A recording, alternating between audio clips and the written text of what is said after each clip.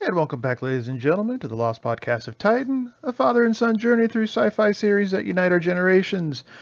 Just continuing to do this until we then get that inevitable Squarespace sponsorship, or the purple pillow mattress, whatever else is being advertised on podcasts these days. Oh, Oof, or as we sometimes refer to this, salt vampire funnies. salt vampire funnies. Oh my gosh. I still like this idea of the salt vampire working its way throughout the entire series and the canon universe It's a of good idea. it's a good because there could have been other ships on that planet that didn't realize they had a salt vampire on board. It could have been a smarter salt vampire, and you just all of a sudden we have a changeling. Ooh, what if the changelings were all salt vampires? We I never think did. we were never expressed a desire for salt, but they're not the only. We'll see other changeling creatures in Star Trek. Yeah, it's like one of the few episodes of the animated series I remembered was a changeling episode. Yes. Okay. Also, a brief changeling appearance in the animated Harry Mudd version. Mud's Passion. Mud's passion. Huh. Oh well. Hopefully they can animate the full glory of that mustache. I mean, it was impressive. Yeah. Well, as long as I've known Roger C. Carmel in movies and TV, he's always had that mustache. So apparently, he took very nice care of it. Well, who was the Joker that just painted over his mustache? I can't remember his name now. He was the TV series Joker from Batman. Oh, Cesar Romero. That's it, Cesar Romero. Yeah, he just But you can just clearly see the mustache, though. especially in high def. Yes, He just and did not care. and occasion, and this always confused me, especially in the Batman movie. Joker wore a mask. I thought, why is he bothering? Is he afraid? Is he trying to hide his identity as the Joker? He says, no one will know I'm really the Joker if I'm wearing this mask. Same with the Penguin. He had Burgess Meredith would wear this little mask. I thought, okay, it's the Penguin. We get it. Just with the mask. I mean, the top hat would give him away from 3 blocks down. Plus his unusual physiognomy. Well, not unusual, but just distinctive, let's say. Also, the walk and the talk didn't help. Wank, wank, wank, wank. No, but I don't know if Romero was particularly fond of his mustache or anything, but frankly, I would have just shaved it off, and it wasn't that big a mustache. Maybe it was that he didn't get that many roles as the Joker on the TV series, so he didn't just feel it was necessary to shave it off. I guess. Or he wanted to keep himself open for more traditional roles. Because I think that was in the 60s and 70s where if you were a male lead of a male lead of almost any kind, you had to have a mustache. Oh, I never thought about that. It doesn't seem that way to me, but it's just as with Roger C. Carmel, I always remember Cesar Romero with a mustache. C. Carmel. What else was he in? Let's see. Roger C. Oh Lord, he was in a lot of movies, a lot of TV Par shows. 54, where are you? All right. I Spy. More I Spy. Oh, yeah, Star Trek the Animated Series. There you go. Okay. Oh, wait. He was in DuckTales. Ooh. As the voice of the Sultan, which was his final appearance. Oh, man. Let's see. The Transformers. He was Cyclonus. Really? Okay. All right. He was in Hogan's Heroes, The Man from U.N.C.L.E., The Munsters. I don't think you heard me. I said he was in Transformers, which is clearly the superior series. Yeah, we could spend all afternoon knocking this point back and forth. Let's anything good in the movies? Nah, not really. Oh well. Oh, he was the villain in one of the villains in The Silencers, the first Matt Helm movie with Dean Martin, where he was playing more Dean Martin than Matt Helm, if you want my opinion. Can't tell, ladies and gentlemen. We're back on Star Trek, and is that a phone? I guess I thought I unplugged it, but apparently it still had a charge on it. My apologies, ladies and gentlemen. I'm now Throwing it in the bottom drawer. Okay. I guess I'll keep that in. But yeah, ladies and gentlemen, we are back on Star Trek, and as you can probably guess, I am not really looking that forward to this episode. Trust me, they'll be worse, but there'll be worse. But also, I'm looking through the rose tinted nostalgia glasses. I remember the Klingons, I remember the Romulans, I remember these more really good episodes, and it's just we haven't been getting them. Really, we had let me see, The Naked Time, and Mud's Women. But we do have Corbinite Maneuver in a couple episodes, so yes, that's something to look forward to. But right now, we are on Miri, which, if you don't remember Miri, that's the one where they find the identical Earth with all the kids going yeah yeah yeah yeah yeah, which somehow is supposed to be scary. I apologize for treading on anyone's fond memories. It's not our intention to. No, because I still really enjoy Star Trek, and how do I put this? In comparison to most modern TV, it's still far and away. If I stumbled across this, if I was channel surfing, if channel surfing was still a thing, I would always stop on a Star Trek episode. But it's just that for some strange reason, in that period of my life, it was mostly the Next Generation episodes that were on the repeats that I could just binge several hours on TV because they never did the original series for some reason. It was always the Next Generation or, later on. I don't understand why. Well, in my time, especially during the 70s, when the original Star Trek was into heavy syndication and repeats, there were a couple of summers in the 70s where the high point of my day would be when the Star Trek episode was coming on. That was it.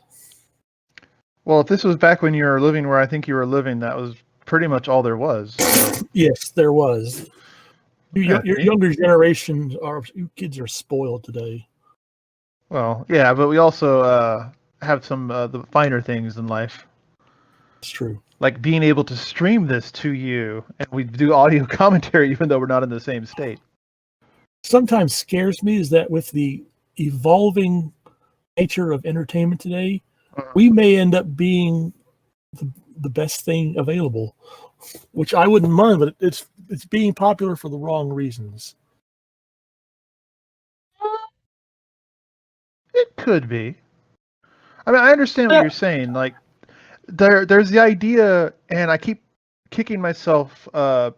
It's that there are so many people now, and we're also connected, that as long as you can get maybe 10 or 20,000 people who really enjoy your work, you could actually make a pretty decent living, depending on where you live and how much you can humbly request of your patrons to support you for the art that you create. And it's because some of my favorite YouTubers are actually, the foreign YouTubers who really don't even have that large of channels, but they don't need that large of channels because the small amount of ad revenue they get from YouTube is actually pretty well for them. Where in their cost of living for where they are. And there are other YouTubers who will actually just leave whatever country it is they're in, like Australia, England, and they'll move to places like Thailand, Saigon, that sort of thing, where they have really good internet and much better cost of living. Currency exchange rate. Yeah, that too. We don't want all your money, people. Just Some of it. We want to wet our beaks. How you have access to the well. We just need to draw water from the well to wet our beaks. But orange. Yeah. Maybe we better start the episode. Yeah, so if you would, just go ahead and pause us and get to the 00 mark of Star Trek, the original series episode Miri. And welcome back. Hope you enjoyed this small little break. And hope you're ready. We're going to be starting in 3, 2, 1, 0. I think some of these people have been ready for a while now, but that's just me. Probably. Earth style. Well, okay, so that means there are different styles of distress signals. Like, what would be the Klingon distress signal? You want help, but we'll kill you if you get too close. Or, we're dying, there's glory to be had over here?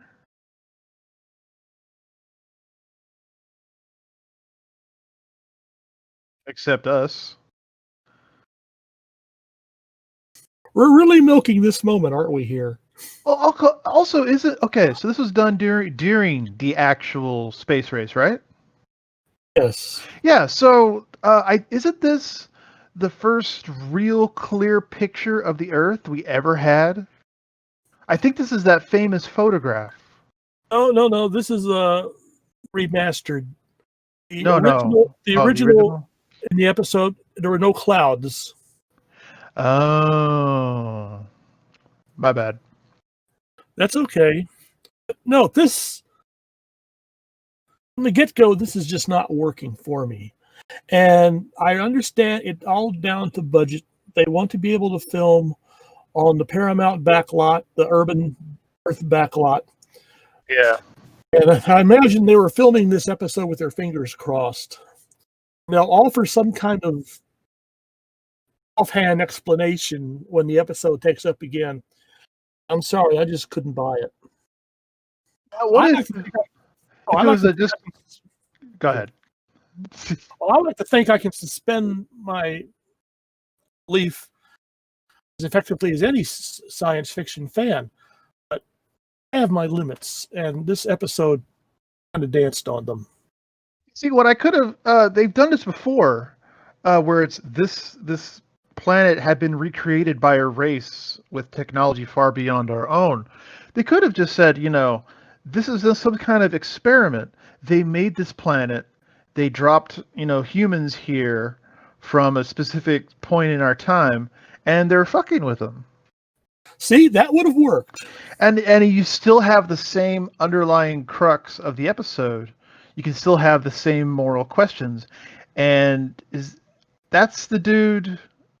That's the familiar dude. That's from, what? The guy in the background at the communications console. Yeah. I love how your mind jumps around. He has Uhura's earpiece. What the fuck? Get Uhura back in there. It's her turn to deliver lunch this time. Why is the yeoman on the away party? Oh, because she's the woman. She's the mother. The captain. Well, she's the captain's secretary. She takes notes whenever Kirk says something profound. No, she's going to be the mother figure. I forgot. This is another Yeoman Janice episode. Another skirt episode. My God.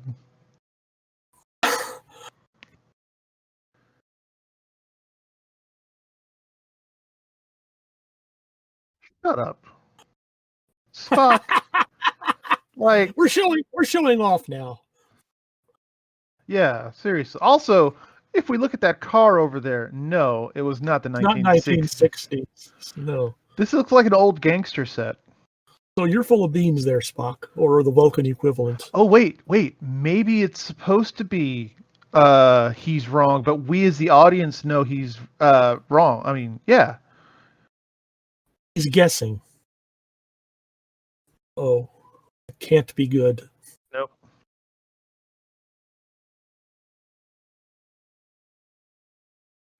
This is all in the Paramount backlot? Yes, it's we'll see it again when they do their episode supposedly set in where Gangsterland on this planet, and other series in Paramount will do this, have the same lot. Will make use of it. They'll just redress it, clean it up.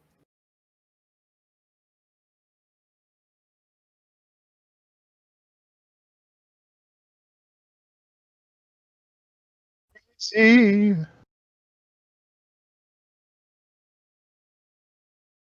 And they speak English as well. Yes.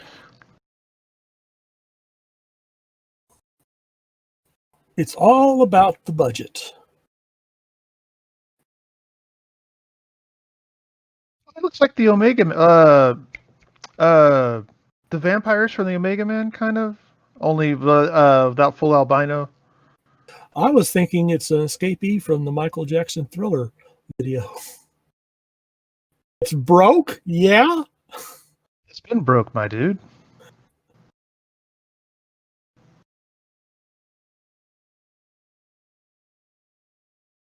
We'll get engineering on it immediately.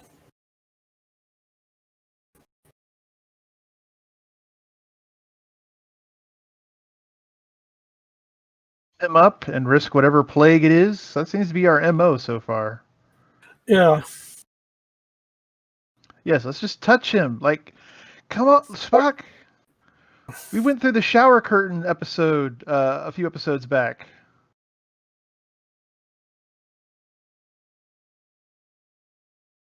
Actually, I think he's saying fibber instead of never. Those of you people who are seeing the subtitles. Yeah, sometimes they're not correct. Oh, they actually have some sort of doodad in there. Yeah, it's the medical tricorder. It's different from a regular tricorder by the fact that it carries a medical scanner. Is this our first medical scanner? Like portable medical scanner, I mean? I think this might have been the first appearance of the portable medical scanner. I don't have a tricorder yet either. Although, then again, the tricorder and the medical scanner are the same, except the... Oh, wait, nope, there's tricorder on Spock. Yes, that's a science tricorder. That's your standard tricorder. Oh, there's a hand. Okay.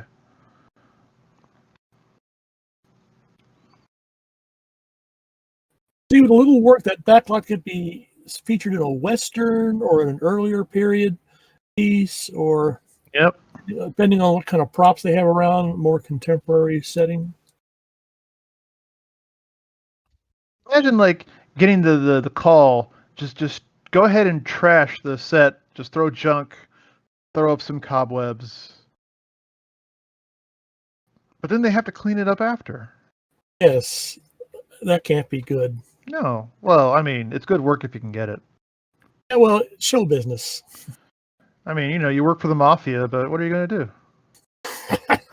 You could be an extra on the next episode. That can't be the next episode. We're not doing Chicagoland next episode, are we? No. Okay. I was getting a little annoyed of, let's do the 2 episodes back to back. It is Kim Darby, who later on will achieve greater prominence as in the John Wayne movie True Grit.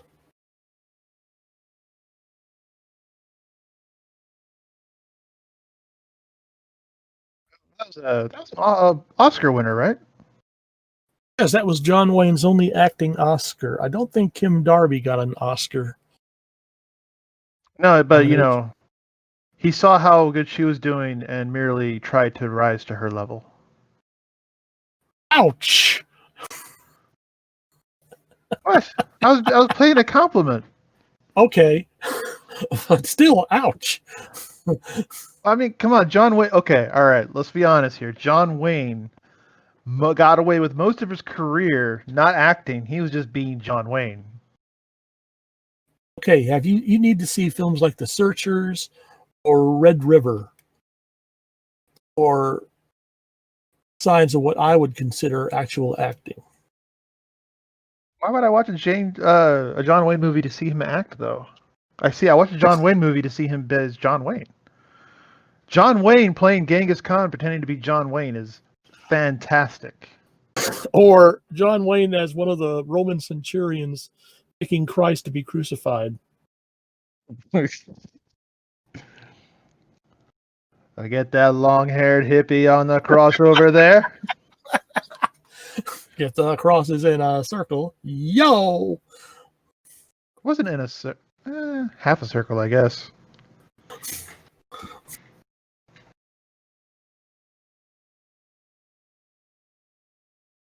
Yes, you can. Do Grups know where the running water is? Because you could use a bath. really.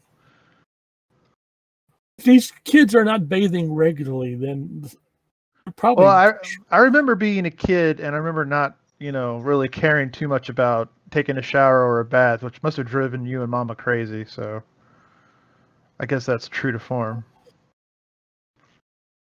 We would never have allowed you to get that dirty.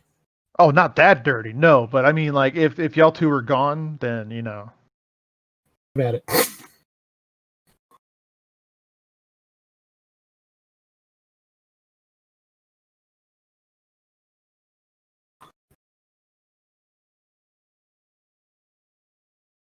And we're standing around here breathing it in. I know, without a suit or anything.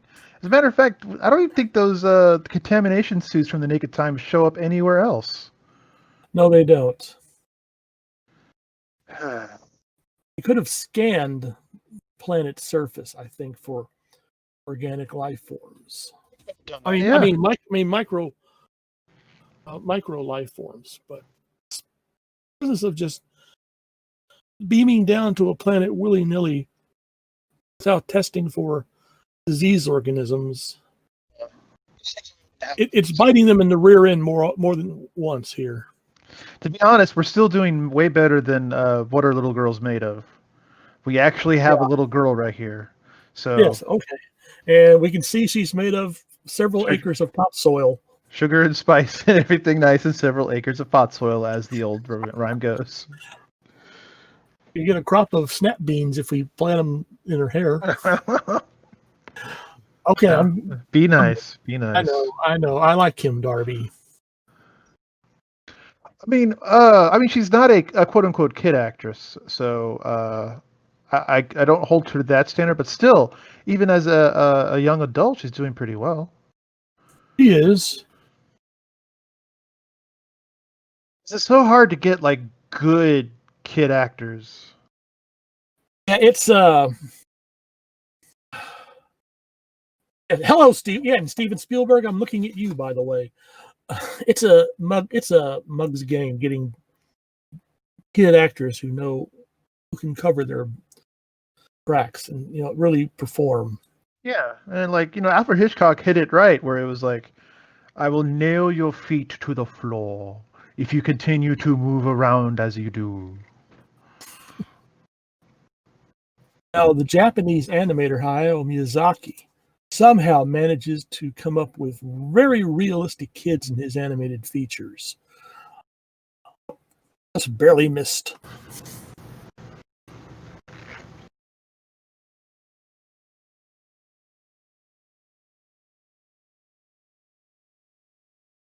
It would have been awesome. What if we had an Alfred Hitchcock guest-directed Star Trek episode? Oh, you're making my mouth water. I mean, and okay, I understand it wouldn't be, in theme with the rest of the series, but I would also love sort of the opening. He walks in through the door, turns to the side, that sort of thing, does his opening monologue while in uniform.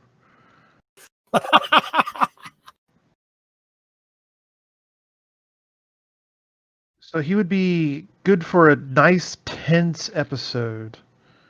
Yes. Maybe Alfred Hitchcock doing The Balance of Terror, maybe? I wouldn't pick him for The Balance of Terror. I'd pick John Milius or someone who's more adept at doing military style films. This would be a nice Hitchcock episode. Pity that Hitchcock never delved into science fiction or fantasy in the days when he was doing the Alfred Hitchcock show. Well, he found more horror in the actual reality that we were all experiencing. So That is true. Although back in I think the 30s or 40s, he had toyed with the idea of filming the War of the Worlds. And I sometimes think, wow, what would have that been like? So that would have been. Did they have silent? Was it still silent films in it there? Oh dear. This is why you wear shit. Oh, But it was going to be a sound version. okay.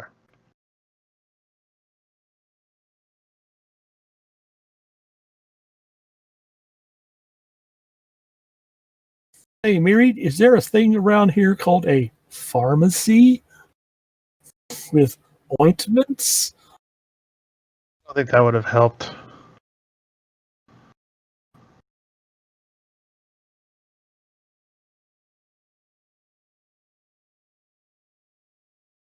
I just realized, did we just completely gloss over their wave hand of why this is exactly like the planet Earth?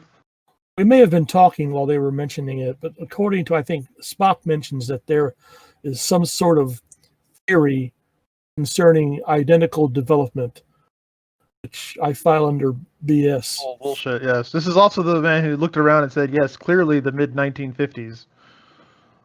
Or the mid-1900s, yeah. Yeah.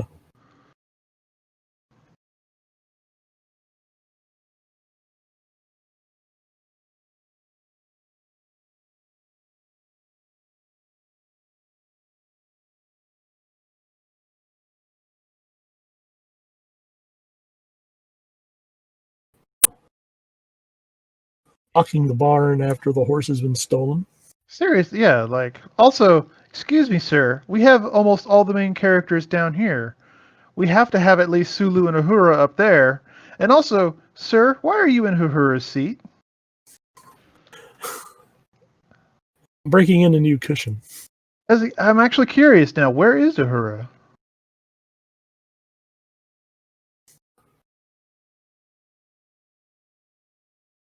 We're going to go there, Spock, aren't we? Yeah.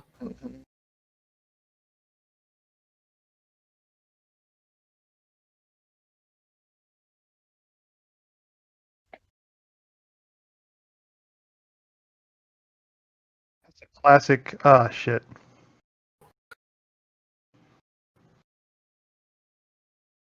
We managed to clean her up some. Oh, yeah. Well, a little bit. No, her cheeks still need cleaning. Amazing that glassware has managed to stay intact. I think the rampaging kids would have, just completely wrecked it.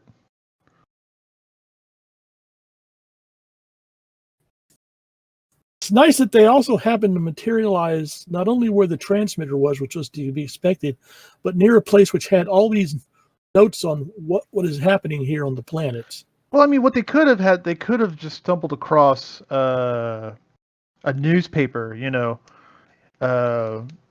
age plague ravages planet, millions dead, preparations being made to protect children, etc., etc. They could have just gone with a few newspapers and get the same effect. I wonder if they had any computers recording information. What would have been the state of computer technology back then? IBM I know that IBM had some databases, but it was very specialized. Like every machine was specialized to whatever job it was supposed to be doing. If they had data stored on magnetic tape, how long would the tape have lasted? Fairly long, because I know we still use tape for long-term storage.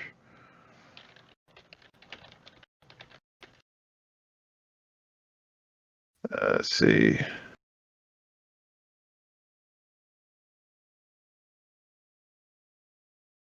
Ta-ta-ta-ta. 50 years. Oh, okay. But yeah, we still use tape just as straight backups because we can put a lot of data and it lasts. Excuse me, it lasts much longer than you would theoretically need the data. And it's very stable as well, which is always good.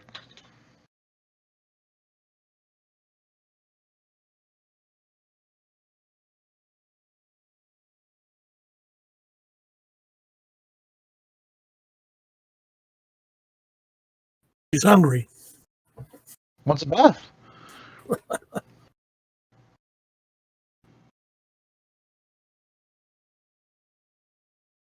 God damn it, Spock. God damn it, Bones.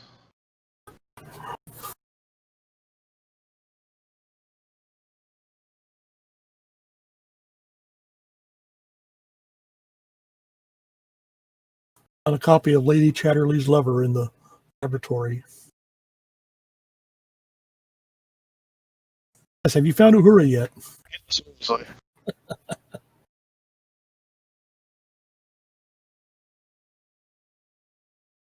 And James Blish wrote the story, this episode, the novelization. The computer they're using called a cat brain. Apparently, they had a clone brain from a cat serving as the processing element of the computer. It was a semi-organic computer. I mean, if you're going to use a clone brain of a cat, why not use a clone brain of a human? People might complain. I mean, come on.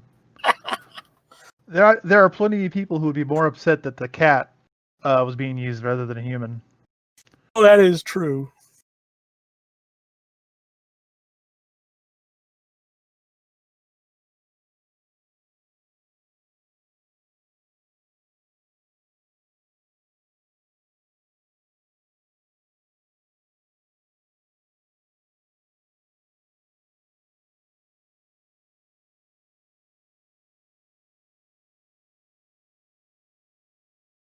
Oopsie. Really?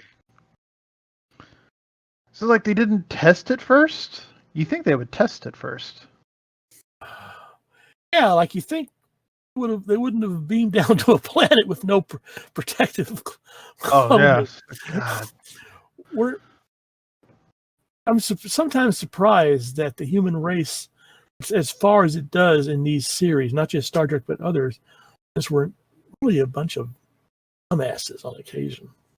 I mean, okay, let's be. We're still in the Troubles, and for the past 8 months, Yeah. I've just been amazed.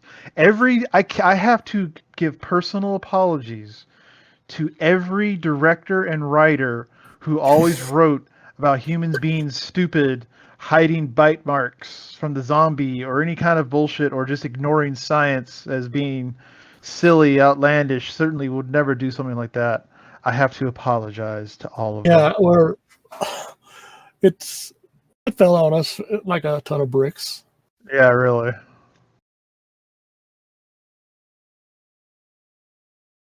We're going to come across archives of these podcasts centuries from now, just like they found God Emperor Leto's records in the Dune far future.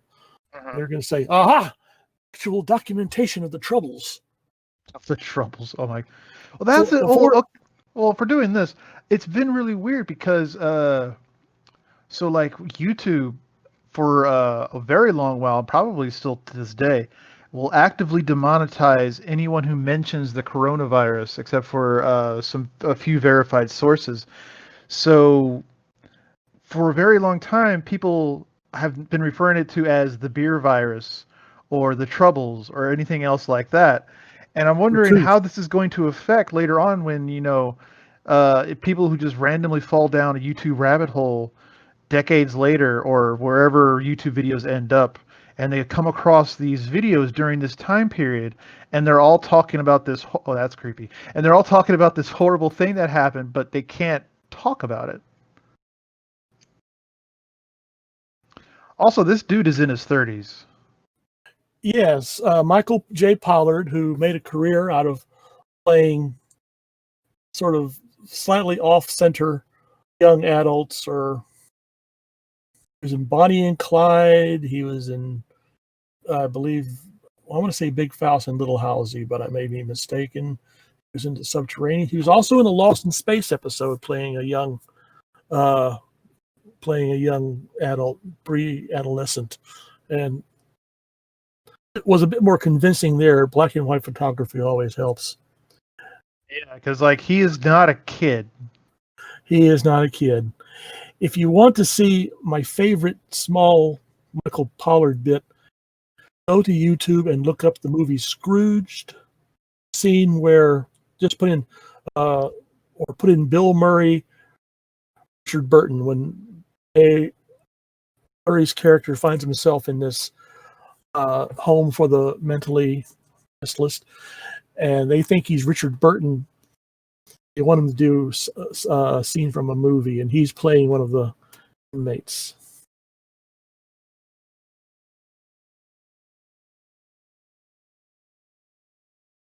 Pollard could act, and he always delivered on demand. That's a good skill. Yes. So if you only age 100 years every month, and it's been 300 years, so they've only aged 3 months since the whole thing happened.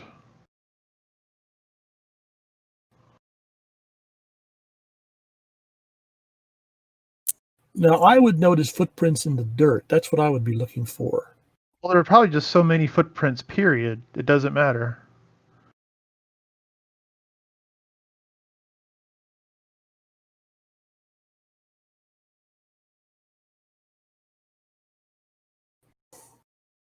He's saying, I'll take this one. Dibs.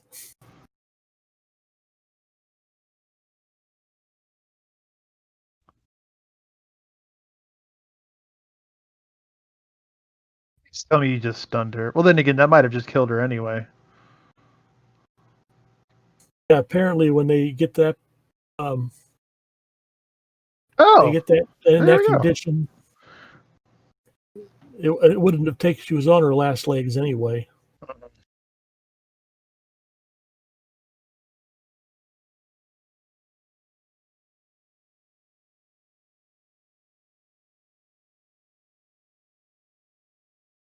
It's hard to beat the captain sometimes. That's right.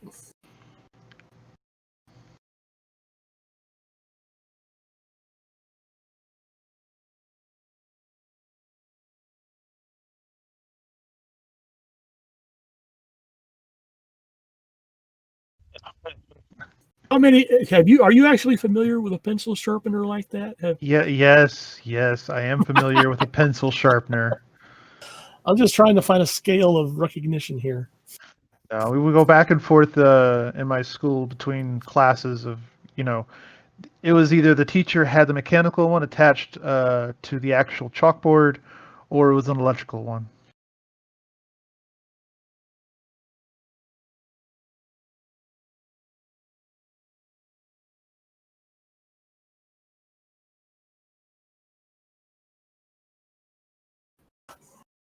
Well, except for Spock. Yes, he's obviously will be immune to it.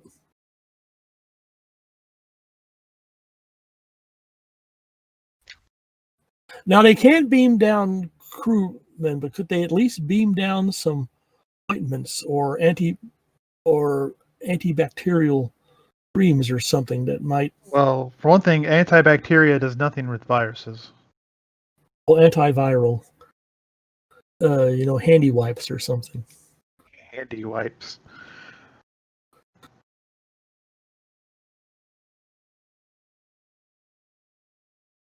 Well, actually, okay.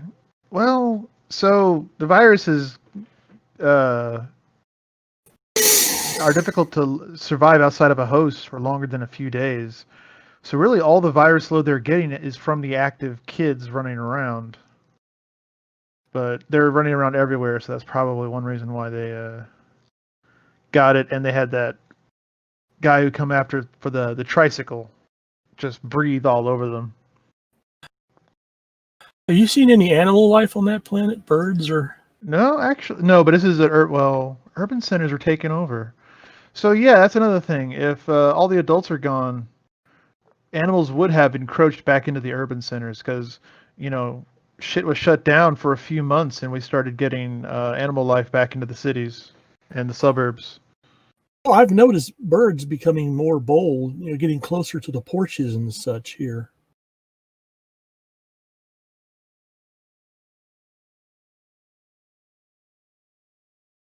Total or 7 days from now? Come on, Spock. Really, you were so good trying to guess the age of the technology. Even though he was wrong. Yes.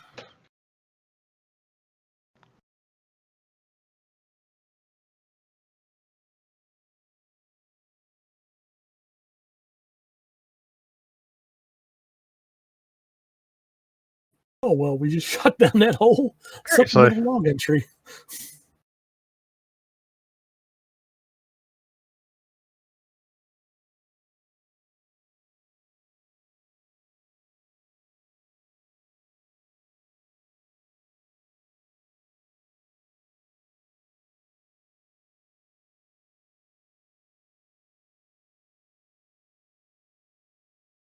How close were they?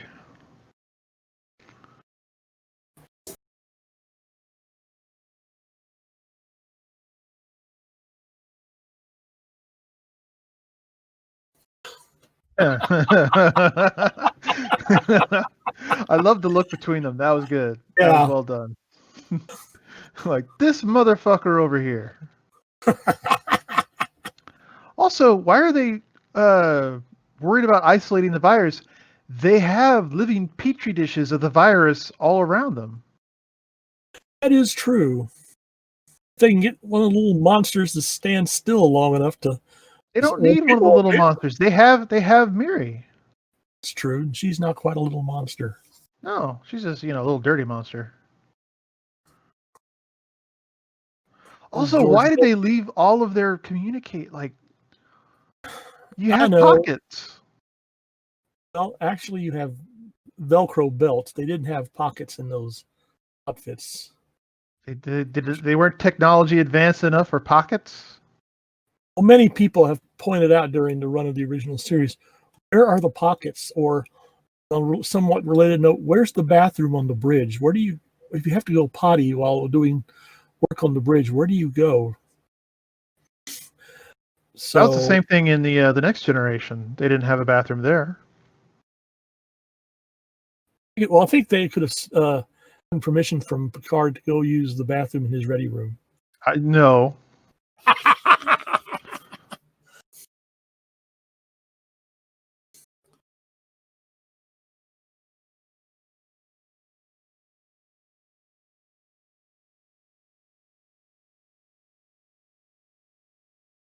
Well, we just arrived at a nexus here, haven't we?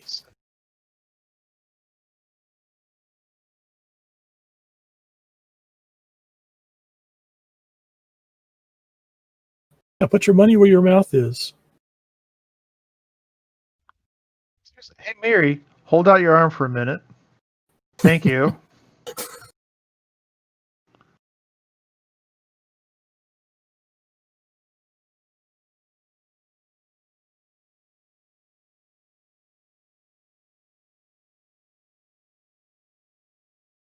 One of those female troubles. It's that time of the month. Papa. Yeah, well, we got to do something. I'm trying to get fans here, okay? Can't alienate half the audience. Oh, I'm like, whoa.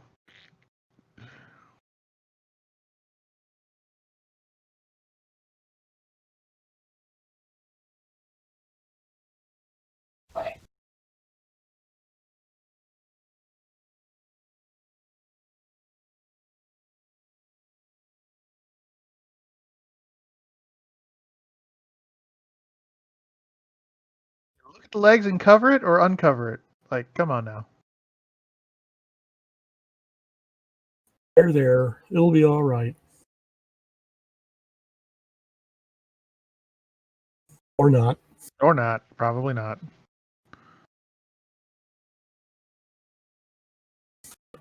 And apparently hot and sweaty, too.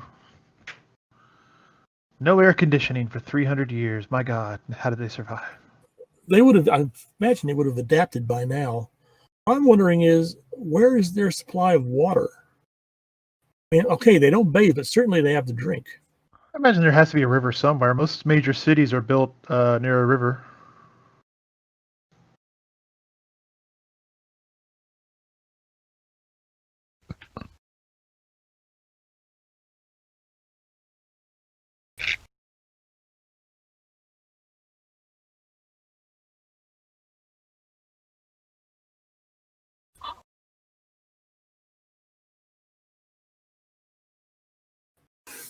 How to be young and feel love's first sting.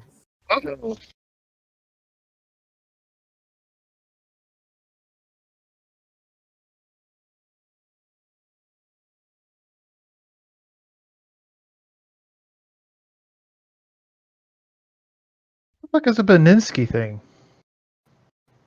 I don't know, but I give the writer props for coming up with different words.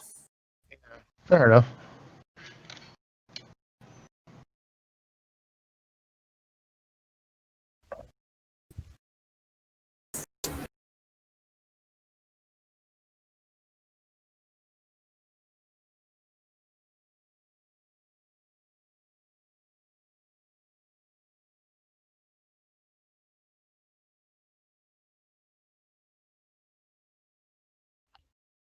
Yeah, okay, so here's another thing. So their age stopped, right? I get that, but I would have imagined at the very least they would have tried to recreate society or learn how to do something. Like Well, doing children's games for 300 years would be very boring to me after a few decades. have you read Lord of the Flies? Yeah, I read Lord of the Flies. Yeah. Okay, I would like to bring that up as an example. This is what they call civilization. And as long as it works, things like taxation and I'm not talking about rebuilding society to bring about taxation, but they could start growing food.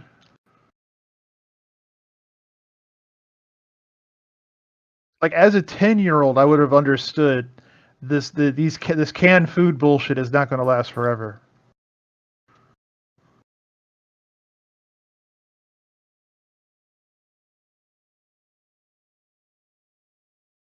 well, Yeah.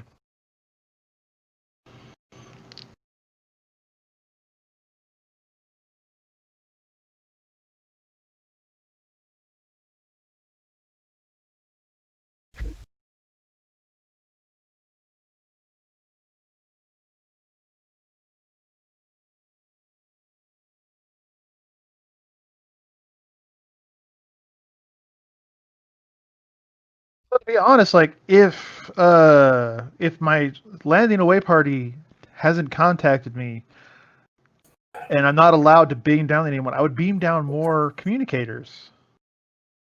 I imagine they've got something that could serve as a loudspeaker that they can beam down and Yeah, has a response button or a return reply. yeah, exactly.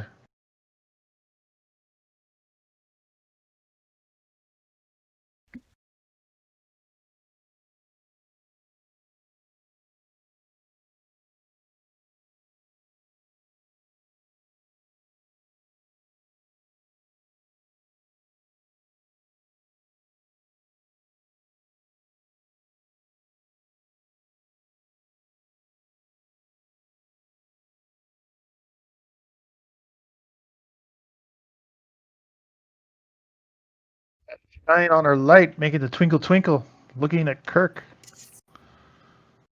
I thought he was the one that's be able to spread the love throughout the galaxy. Apparently, it's not working.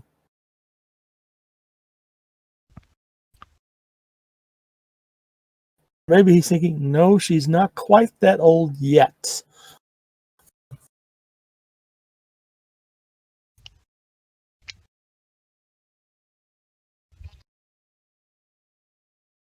Oh, that's just tasting.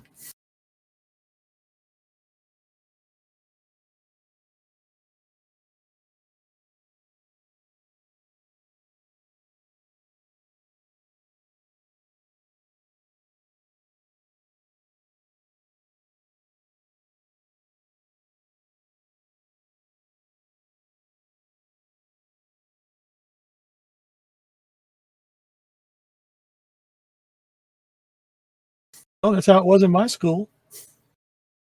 What kind of game is this bullshit?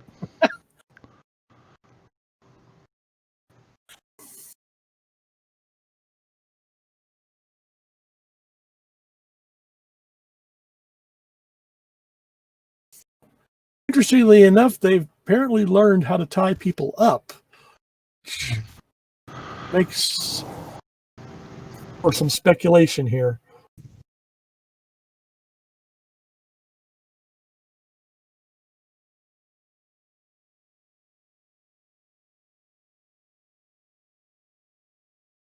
Not just going to scream and run off in all directions.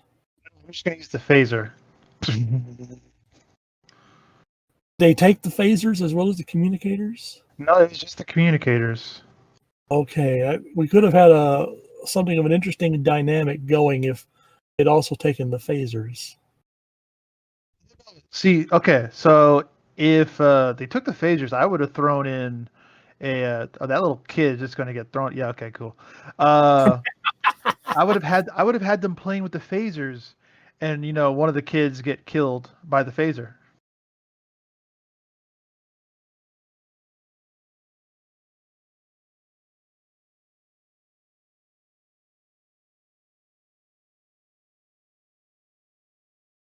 Yeah, like this would not have lasted more than a few years.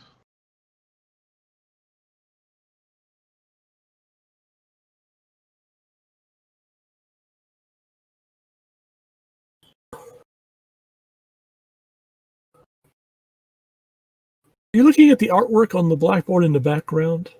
I see some band-aids. I see a girl in a dress.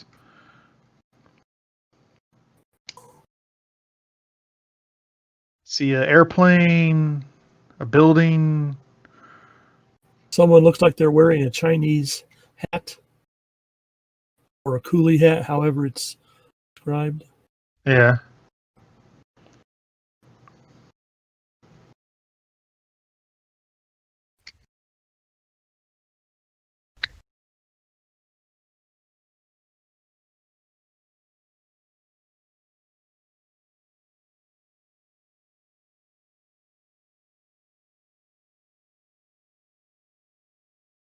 I would be breaking bones at the moment. I really don't give a shit. Bones can be set. You would mishandle those poor children. Yes. Especially with this shit right here.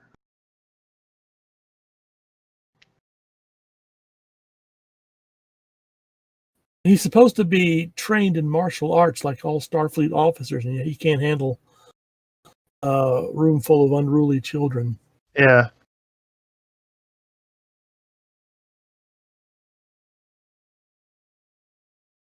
So,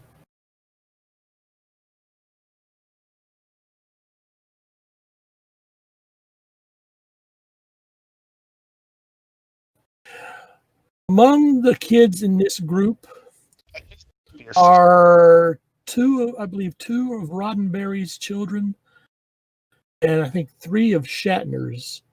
Oh, really? Yes, getting bit parts here, or it's 3 of Roddenberry's and 2 of Shatner's. I'd have to go back and Wait, count. what about Nimoy's kid? I don't think I saw him in the cast. In fact, I think that's one of Shatner's right there.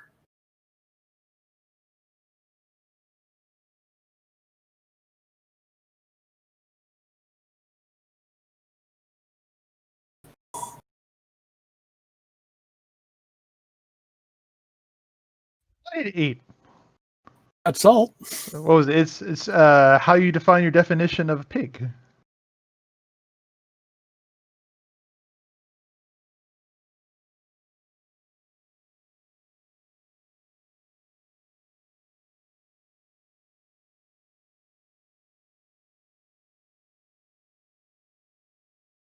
God damn.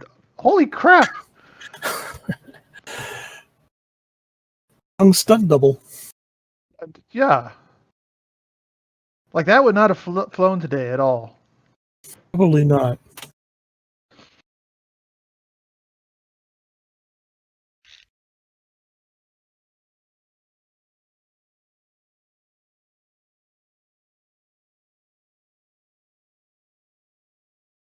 Okay, so he's the first adult they've seen in 300 years.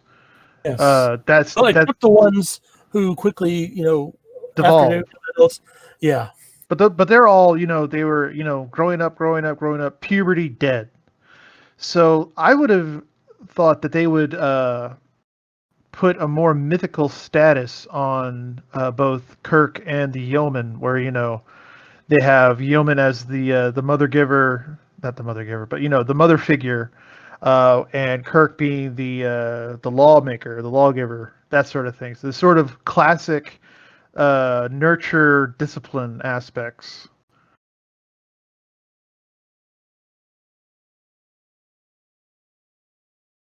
Ta-da! The appearance of, the appearance of adults who aren't falling apart all scabby and stuff should have come as more of a surprise. Exactly. Yeah.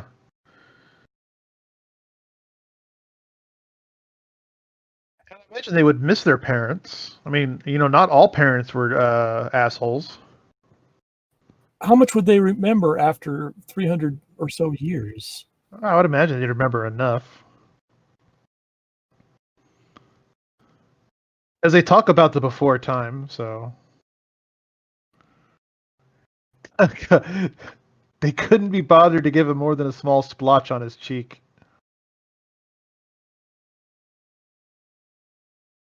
I think his hands were also kind of scabby.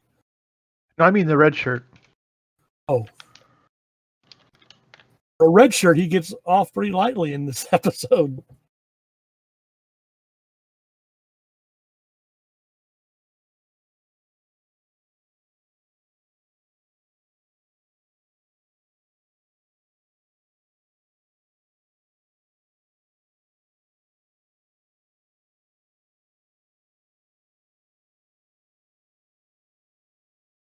Also, wait a minute, hold on. Okay, so the communicators, the ship can scan for the life. They would have known where the landing party is. Wouldn't they have been confused why the landing party was in one spot and the communicators suddenly? Communicators were in the spot, yeah. Yeah. We've got an extensive rant. It's not so much a rant, but a discussion on the back burner of my mind concerning hand communicators, which I don't know I could fit into at this particular moment.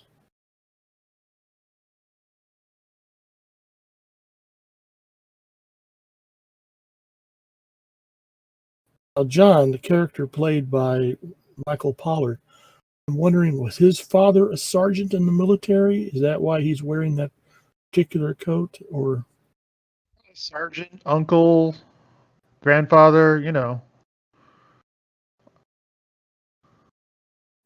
obviously they weren't or at least in my impression, they were not making brand new clothes. So that 300 years, that cloth has lasted pretty good. You're gonna hook up in there well, and if you want to consider. If you looked, they're not really wearing clothing. A lot of them are wearing like costumes you get from a store. One of the kid was even had a cape. That's true. Space Central.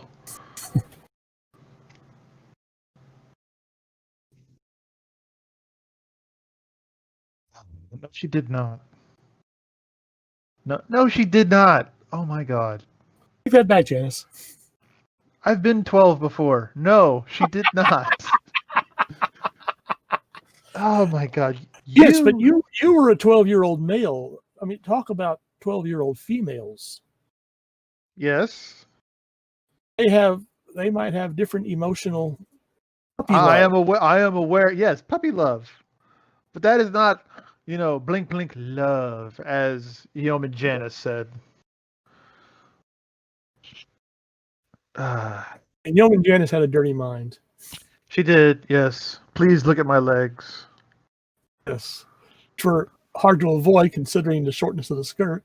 Like, yeah, seriously. Also, Kirk, when a woman says, I keep wanting you to look at my legs, you're supposed to say, they are very lovely. It doesn't matter if you notice them or not. Their regulation, 2 of each. 2 of each. Regulation 2 of each. Well, that was Miri. Yes. And what grade are you giving this episode? I'm going to give it a solid B, which has the benefit of coming right on the tail of What are little girls made of? What Are Little Girls Made Of? Yeah. Well, what do you think? I gave it a C plus. Miri, I'll go with a solid B as well. Wait, you give Little Girls Made Of a C plus? Yes. Ugh. I take it your grade was lower. Yes, it's a C minus at best with a see me after class note. Okay, and when we're going to call your parents.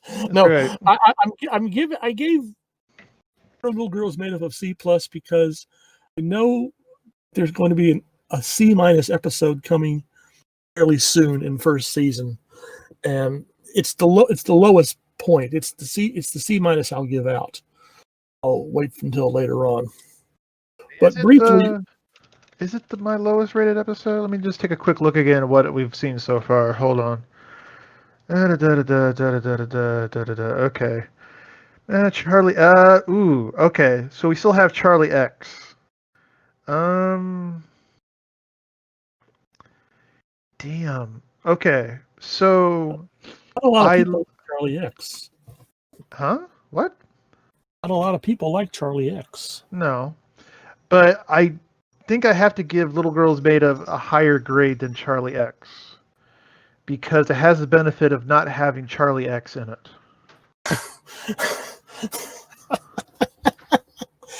Oh my god. What? I'm sorry. No, yeah, a different actor have helped. To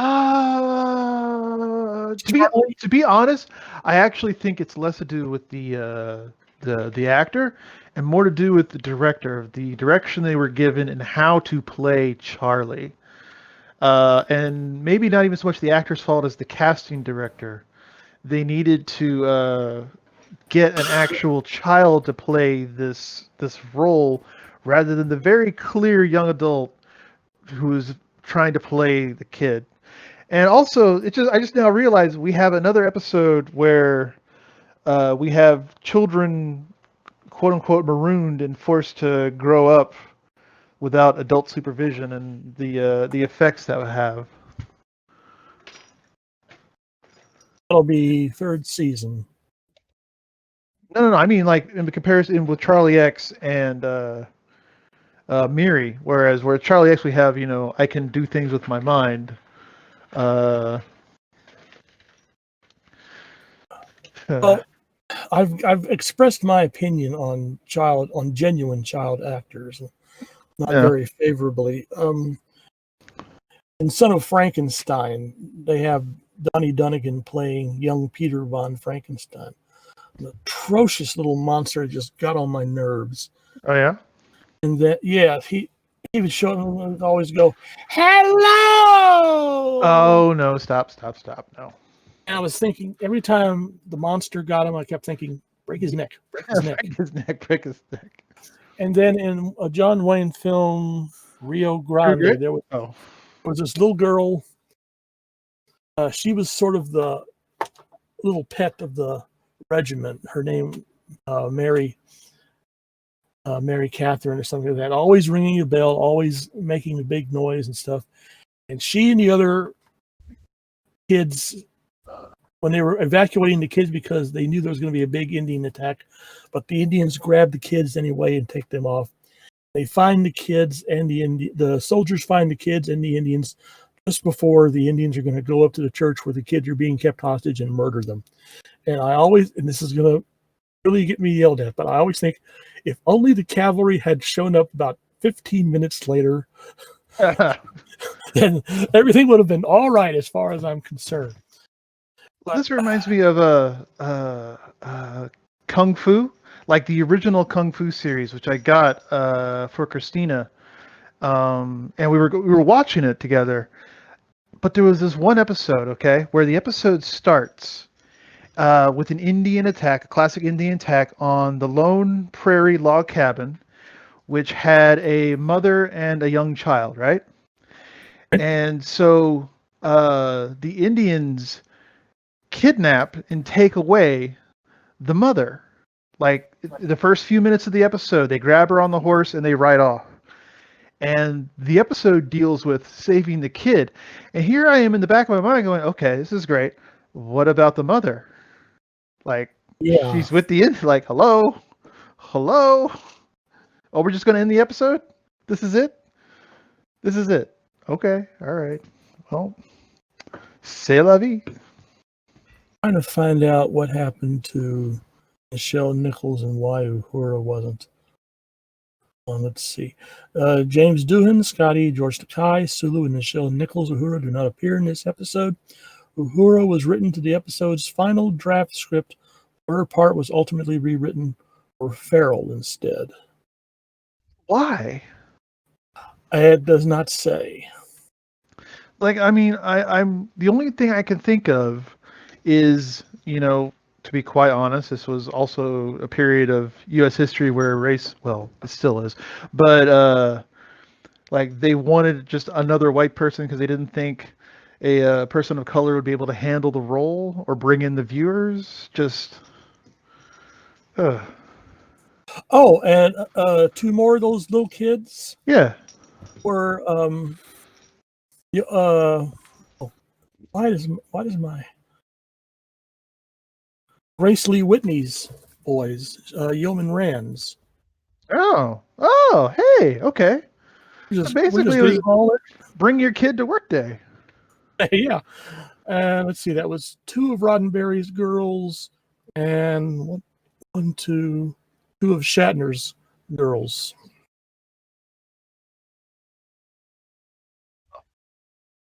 So hold on. So okay, Leonard Nimoy's kid, Star Trek. Because I know he had a son. He shows up in a blooper reel. Yeah, he does, which is how I know. Because he comes up to Spock and gives him a kiss. He goes, "I love you, Daddy," and Spock just has Nimoy has this beautifully beaming smile. Let's see. He's currently a lawyer in the entertainment industry. Okay, all right.